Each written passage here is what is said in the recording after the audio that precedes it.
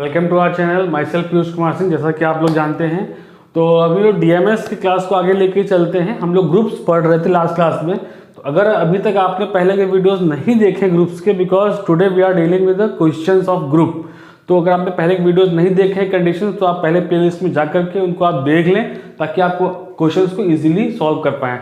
और आपके एग्जामिनेशन में AKTU एग्जामिनेशन में ग्रुप का क्वेश्चन आता ही आता है, ठीक है। और आपको बहुत जगह ये क्वेश्चन आपको मिलेगा। तो हमने ग्रुप को प्रूफ करने के लिए हमें क्या पता होता है, एक सेट पता होता है, नंबर ऑफ एलिमेंट जो उसमें होते हैं, ऑपरेशन पता होता है, और ग्रुप होने के लिए 4 प्रॉपर्टीज होती हैं। मैं आपको बार बार रिकॉल करा रहा हूँ, ये 4 प्रॉपर्टीज आपको पता होना चाहिए। सीक्वेंस यही रखोगे तो सही रहेगा, बिकॉज ये सब 1 बाय 1 चलता है। Closure, associative, existence of identity and existence of inverse. ये 4 प्रॉपर्टीज अगर हैं तो वो उसको हम ग्रुप कहेंगे। कौन कौन सी? Closure, associative, identity and inverse. Mark इसको आप बिल्कुल याद कर लीजिए, closure, associative, identity and inverse.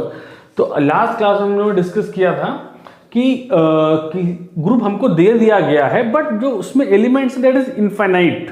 जैसे कि क्वेश्चन था set of integers, set of rational numbers, set of irrational numbers, set of real numbers, any kind of numbers which are infinite. तो ऐसे क्वेश्चन को सॉल्व करने का तरीका डिफरेंट था, but today we are dealing with the finite. मतलब मुझे दे दिया जाए ये एलिमेंट है, ये ऑपरेशन है, और बताओ ये ग्रुप है कि नहीं। तो इस केस के लिए फॉर एग्जाम्पल मैं आपको लेके चलता हूँ, एक सेट मैंने ले लिया जी और ऑपरेशन ले लिया मल्टीप्लीकेशन, ठीक है। और वो सेट क्या है? Set is 4th root of unity. 4th root of unity that is, तो उसमें क्या हो जाएगा 1 that is 1 -1 i and -i, ठीक है। 4th रूट ऑफ यूनिटी का मतलब क्या होता है? i की पावर 4 की वैल्यू 1, ठीक है। मतलब i को हमने डिफाइन कर दिया कि i है क्या, ठीक है। एक 1 है, एक -1 है, एक i है और एक -i है। i क्या है? i की पावर 4 1 है, that is 4th root of unity. और यहाँ पे हमें मल्टीप्लिकेशन को डिफाइन करने की जरूरत नहीं है, जैसे कि लास्ट क्लास में हमने ऑपरेशन को भी डिफाइन किया था। क्यों नहीं जरूरत है? क्योंकि मल्टीप्लिकेशन को हम सभी जानते हैं। मल्टीप्लिकेशन मतलब क्या होता है? 3 × 4 = 12, ठीक है, हमको पता है। अगर हम कुछ और सिंबल दे देते यहाँ पे जो कि वेल डिफाइंड नहीं होता, उसको हमें डिफाइन करना पड़ता है। तो अगर हमें फाइनाइट सेट दे दिया गया और तो हमें प्रूफ क्या करना होता है? सेम चीजें मैं फिर से आपको लिख के बता दूं। Closure, number 2 associative, number 3 existence of identity element, number 4 inverse. यही 4 चीजें इनफाइनाइट हो या फाइनाइट हो हमें प्रूफ करना होगा। क्यों? Because we are dealing with group. Group है तो ये 4 कंडीशन है। तरीका बदलने की कोशिश करते हैं।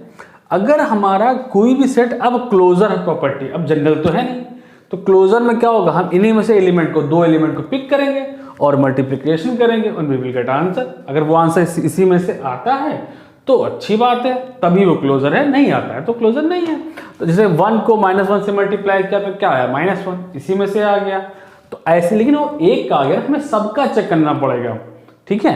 तो अब कितने मल्टीप्लिकेशन हो जाएंगे? अगर आप इसको आप सारे चेक करने जाओगे, या तो सारे चेक कर लो या तो कोई तरीका निकाल लो। सारे मतलब 1 2 3 4 हैं, 4 में से 2 को निकालोगे। 4 में अब ये this is certain probability question, मैं ये करना नहीं है, लेकिन ये मैं बता रहा हूँ कि 4 एलिमेंट हैं, 2 को मल्टीप्लाई करना है, कितने कॉम्बिनेशन बन सकते हैं? 4c2, 4 में से 2 को चुनने के तरीके 4c2 उनको मल्टीप्लाई करना और 4c2 की वैल्यू निकाल लो। जो वैल्यू आएगी उतने हमें चेक करना पड़ेगा। तो उससे अच्छा है हम क्या करें, हमको सभी ही चेक करने हैं। तो हमने क्या किया, एक मैट्रिक्स के फॉर्म में इसको सॉल्व कर लेते हैं, ठीक है। ऑपरेशन को यहाँ हमेशा लिख देते हैं ताकि हमें देख के क्लियर हो जाए।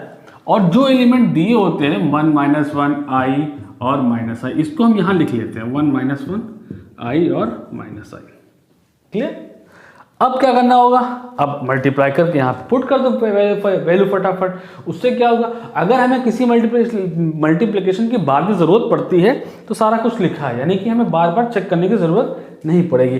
1 को 1 से करोगे तो जाहिर सी बात है 1 ही आएगा। 1 को किसी से भी करोगे तो वही आएगा जो ऊपर लिखा हुआ है, ठीक है।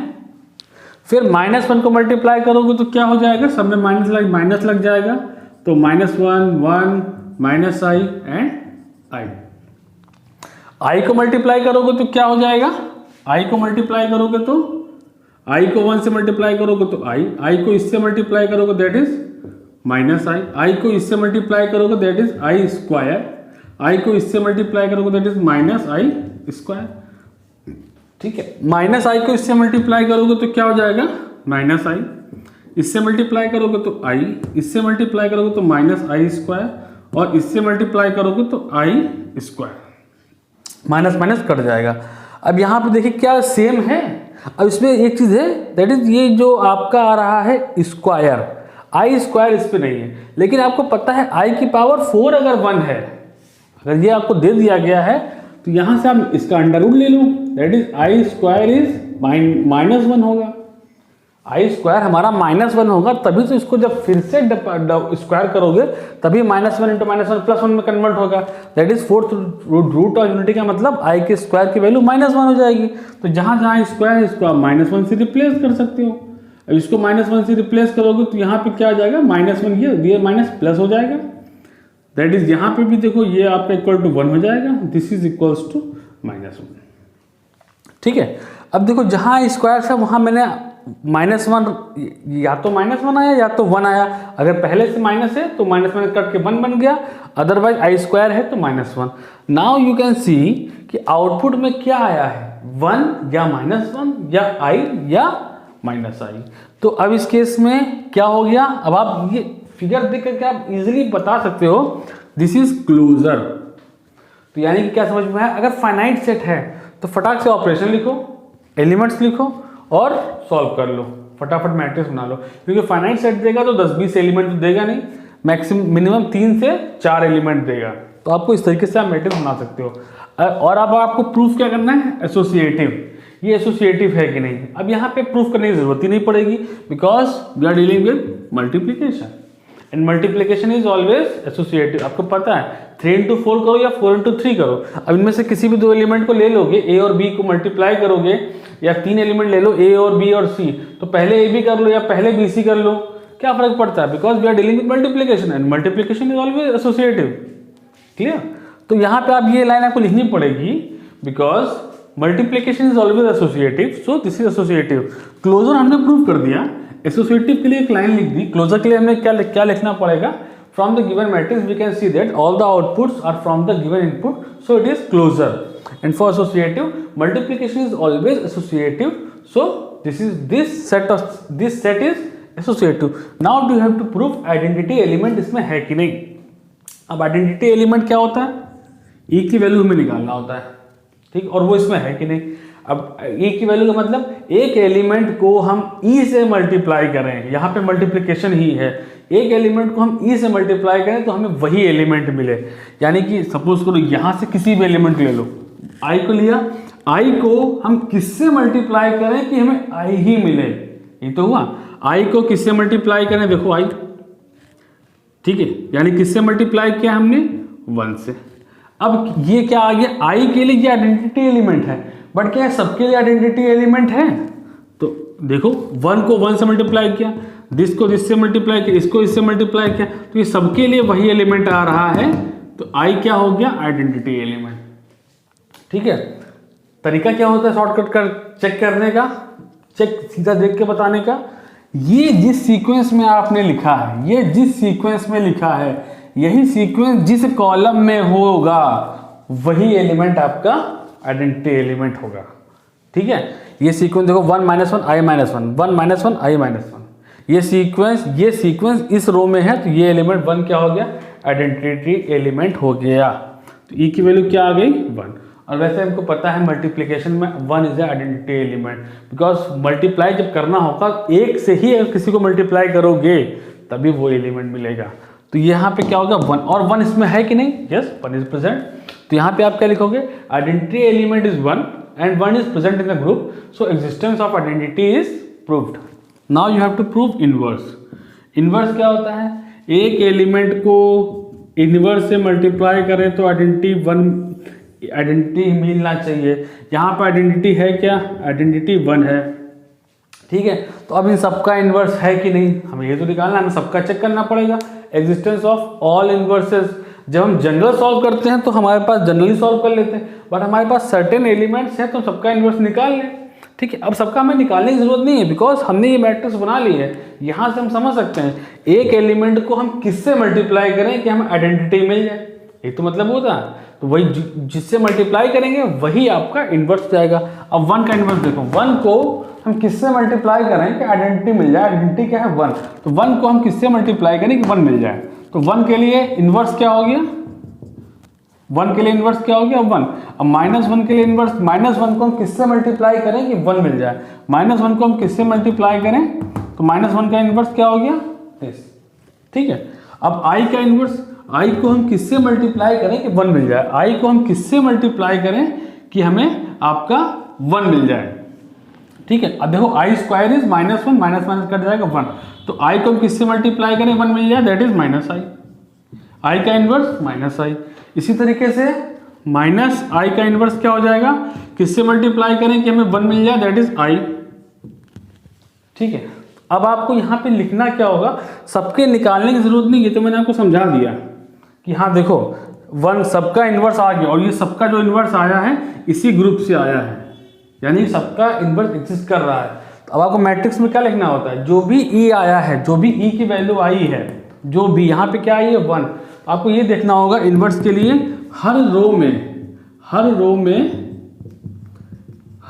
में आपका ई है कि नहीं। अगर हर रो में ई है तो आप लिख सकते हो कि सबका इन्वर्स है। ई की वैल्यू कितनी है यहाँ पे 1, इसमें इस रो में 1 है, यस, इस रो में 1 है, यस, इस रो में 1 है, इस रो में 1 है, यस। तो यहाँ पे एग्जिस्टेंस ऑफ इन्वर्स में क्या लिखेंगे, each row of a given matrix contains the identity element, this proves that the existence of inverse of all element is present. ठीक है, अब सब में अगर आइडेंटिटी एलिमेंट हर रो में है तो दो एलिमेंट को मल्टीप्लाई करोगे तभी जो आइडेंटिटी आएगा, यानी कि वो दोनों एलिमेंट आपस में इन्वर्स होंगे। तो यानी कि अगर फाइनाइट सेट आता है तो बहुत इजी है, क्या करना होगा, फटाक से आप मैट्रिक्स बनाओ, एलिमेंट लिखो ये और ये, फिर सबको वो ऑपरेशन परफॉर्म कर दो। तो जैसे परफॉर्म करोगे देख के बता दोगे, क्या लिखोगे, if all the outputs are from the input this is closure. Associative के लिए आपको प्रूव करना पड़ेगा, अगर वो जनरल है तो आप लिख सकते हो, अगर मल्टीप्लिकेशन है या एडिशन है तो आप लिख सकते हो since these are associative always. फिर आइडेंटिटी के लिए क्या चेक करोगे कि ये वाली रो किस कॉलम में सेम है, जिसमें है तो आप लिख सकते हो this is identity element. Inverse के लिए क्या चेक करोगे, each row contains identity element और not, if yes then the existence of inverse is true या प्रेजेंट। इस तरीके से we can solve any question. तो इसी तरीके से आप जैसे कि आप अपने आप से सॉल्व करिएगा, मैं आपको क्वेश्चन और दे देता हूँ। क्वेश्चन क्या है, दैट इज एक अभी भी आपका सेट है जो आपको यही प्रूव करना है जी और ए, और मैंने जो दूसरा सेट दे दिया आपको that is 1 omega and omega square और omega cube is 1 cube root of unity. Question क्या हो गया, हमने एक सेट दे दिया 1 ओमेगा एंड ओमेगा स्क्वायर, और ओमेगा क्या है हमने बता दिया, omega is a cube root of unity, that is omega cube की वैल्यू कितनी है 1। ठीक है, तो ये 3 एलिमेंट हो गए। अब यहाँ भी आपका फाइनाइट सेट है तो आपको क्या करना पड़ेगा, मैट्रिक्स बनानी पड़ेगी 1 omega and omega square, 1 omega and omega square, and you have to find out all the outputs by doing the multiplication. Then you check for associative, since operation is same so it will also be associative. Now you have to check identity and inverse. तो अगर कोई भी question आपका finite set का आता है तो this is a process. Semester exam में या किसी भी एग्जाम में आपको बहुत सारे डिस्क्रीट में you must memorize the pattern कि क्वेश्चन को सॉल्व करो, बिकॉज सेमेस्टर में या कहीं से कॉम्पिटिटिव एग्जामिनेशन में they only change the data. कोई भी ऐसा कुछ अब ग्रुप पूछेगा प्रूफ करो ग्रुप है कि नहीं, तो अब ग्रुप पूछेगा तो आपको क्या प्रूफ करना है, दीज आर द 4 प्रॉपर्टीज, यही प्रूफ करना है ही है आपको। तो अगर आपको प्रॉपर्टीज पता है, इनको तरीका पता है तो you can easily proof, otherwise आप उसको कंफ्यूज कर सकते हैं, कंफ्यूज हो जाएंगे एग्जामिनर को क्या कंफ्यूज करेंगे। ठीक है, तो this is a group. After this class we will study some theorems related to groups. कुछ ऐसे थ्योरम्स भी पूछ लेता है प्रूफ करने को, ये हमें वो पता होना चाहिए वाइल सॉल्विंग एनी क्वेश्चन। तो आपको वंस अगेन समझ में आया है, अच्छा लगा है तो प्लीज़ लाइक एंड सब्सक्राइब जरूर कर लें ताकि आपको सारे नोटिफिकेशंस सबसे पहले मिलें। और हमें भी अच्छा लगेगा कि आपको ये समझ में आ रहा है। I also feel motivated. I will provide you all content regarding your technical subjects. Thank you.